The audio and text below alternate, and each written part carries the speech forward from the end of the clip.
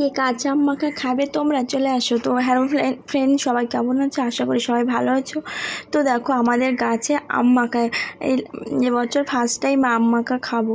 তো গাছ থেকে আমটা পেড়ে নিয়েছি, লাঠি তো পাচ্ছিলাম না, ওখানে একটা ফুলের ডাল পেয়েছি, সেটা দিয়ে আমটা পেড়ে নিয়েছি। পেড়ে দেখো নিচে পড়েছে, সেগুলো গুঁড়িয়ে নিলাম, নিয়ে তারপরে ছাদে গেছি, ছাদে গিয়ে লেবু পাতা তুলে নিয়ে এসেছি, কারণ হলো লেবু পাতা দেবো। তো আমরা এখানে 3টে আম মেখেছিলাম, এখানে 2টো দেখাচ্ছি, আর একটা লাস্টে দিয়েছিলাম, মানে অল্প হয়ে গেছিলো সেই জন্য।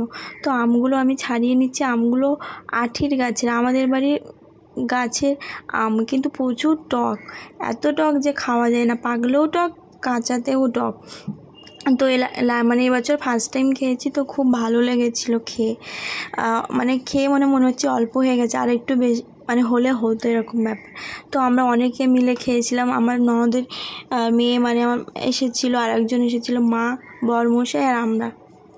তো আমটা এখানে ঘষে নিয়েছি, ধুয়ে দিয়ে নেওয়ার পরে কেটে ছাড়িয়ে নেওয়ার পরে ঘষে নিয়েছি। ঘষে নেওয়ার পরে এখানে দেখো লঙ্কা নিয়েছি, 4টে লঙ্কা দেবো, বিট নুন আছে, এমনি নুন আছে, একটু চিনি আছে, আর লেবু পাতা ছিঁড়ে এনেছি সেটা দেবো। দেওয়ার পরে একটু কাসুন্দি ছড়িয়ে দেবো, কাসুন্দিটা ছড়িয়ে না দিলে ভালো লাগে খেতে। তো এখানে শুকনো লঙ্কা পুড়িয়ে দিলে ভালো হয়। তো কালকে বৃহস্পতিবার ছিল বলে ওই জন্য করতে পারিনি, মানে পোহাতে দেয়নি মা। তো সবাই খেয়ে বলেছিল খুব সুন্দর টেস্ট হয়েছিল বা ভালো হয়েছিল। তো ফাইনালি দেখো আমার এখানে মাখা হয়ে গেছে।